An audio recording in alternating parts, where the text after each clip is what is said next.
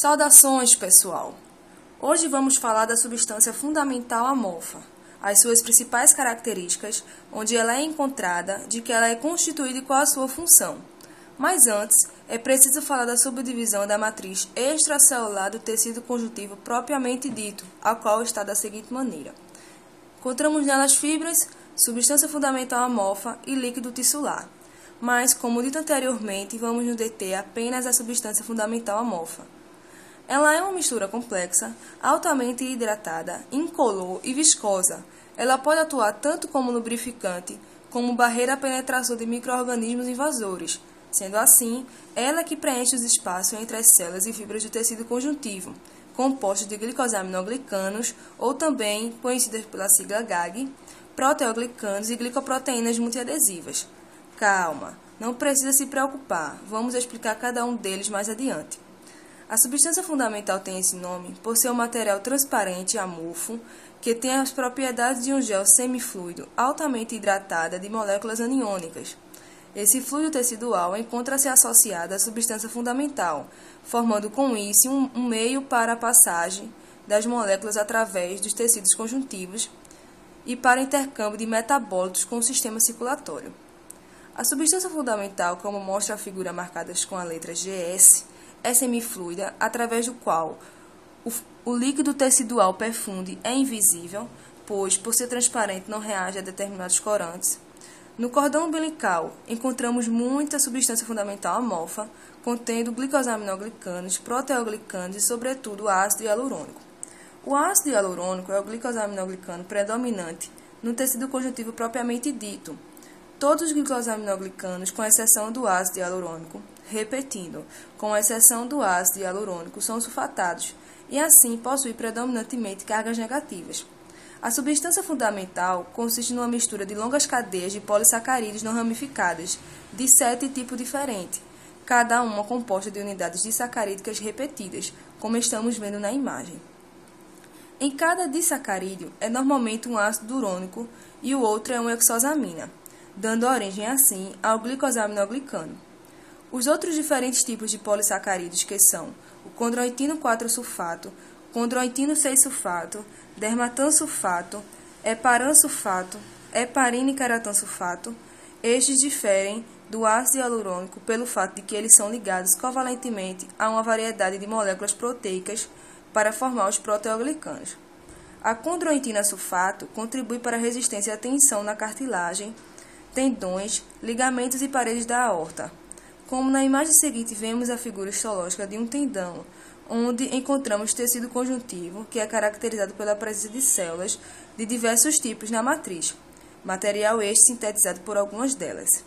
Ela é formada por uma região denominada substância fundamental amorfa e fibras proteicas. A dermatansulfato colabora com a flexibilidade da pele, também está presente nos vasos sanguíneos e válvulas do coração. A queratina sulfato não possui ácido urônico e a quantidade de sulfato é variável. Esse polímero está presente na córnea, cartilagens, ossos e em uma variedade de estruturas calosas formadas por células mortas, como chifres, cascos, unhas e garras. A heparina é um anticoagulante natural, sintetizado por mastócitos e liberado no sangue, no qual inibe a coagulação. E para acabar com as possíveis dúvidas, o que são glicosaminoglicanos, proteoglicanos e glicoproteínas multiadesivas? Os glicosaminoglicanos são longos polímeros não ramificados de disacarídeos que se repetem. Eles são de dois tipos principais, os sulfatados, que são os componentes citados anteriormente, os quais apresentam os radicais sulfato, e os não sulfatados, que incluem o ácido hialurônico, conforme mostra a imagem. Já os proteoglicanos são estruturas altamente hidratadas por uma espessa camada de água que envolve a molécula. Nesta forma hidratada, são altamente viscosos e preenchem grandes espaços nos tecidos. Os proteoglicanos são compostos de um eixo proteico associado a um ou mais dos 4 tipos de glicosaminoglicanos, dermatansulfatado, condroitinsulfatado e heparansulfatado. Um importante proteoglicano da matriz extracelular é o agrecan. São considerados também como macromoléculas da substância da célula ou da matriz extracelular, nos quais uma ou mais cadeias de glicosaminoglicanos estão ligadas covalentemente a uma proteína de membrana ou uma proteína secretada. Os proteoglicanos são o maior componente dos tecidos conectivos, tais como cartilagens, nos quais são muitas interações não covalentes com outros proteoglicanos. Proteínas e glicosaminoglicanos produzem rigidez e elasticidade.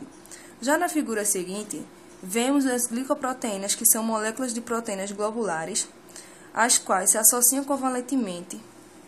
Observe na imagem. Algumas localizam-se preferencialmente na lâmina basal, como a laminina, ainda outras geralmente estão dispersas por toda a matriz extracelular, tais como a fibronectina. Elas são encontradas no lado externo da membrana plasmática, na matriz extracelular e no sangue. A fibronectina é uma glicoproteína sintetizada pelo fibroblasto e algumas células epiteliais. Esta molécula apresenta sítios de ligação para as células colágeno e glicosaminoglicanos. Interações nesses sítios ajudam a intermediar e a manter normais as migrações de adesão de celulares. Por fim, a laminina é uma outra glicoproteína de alta massa molecular, que participa na adesão de células epiteliais à sua lâmina basal, que é uma estrutura muito rica em laminina. Pois bem, essa foi a nossa aula de hoje. Espero que tenha entendido e ficado bem claro o conteúdo. Obrigado pela atenção.